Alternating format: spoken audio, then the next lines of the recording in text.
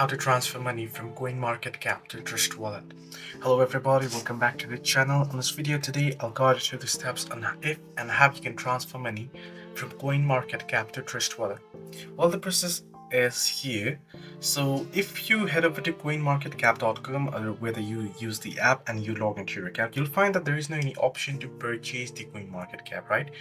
So what you'll have to understand is that you cannot directly transfer money from Coinmarketcap to Trust Wallet, as Coinmarketcap is a cryptocurrency data aggregator. It is not a wallet where you can buy and sell assets and do trades and such. So it is just a data aggregator.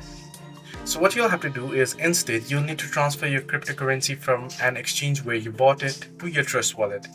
So first you can buy a cryptocurrency on an exchange, right? Certain wallets, right? Bitcoin, Trust Wallet and such. Then you can obtain your Trust Wallet deposit address. Then open Trust Wallet and navigate to the Receive tab and select the specific cryptocurrency you want to deposit.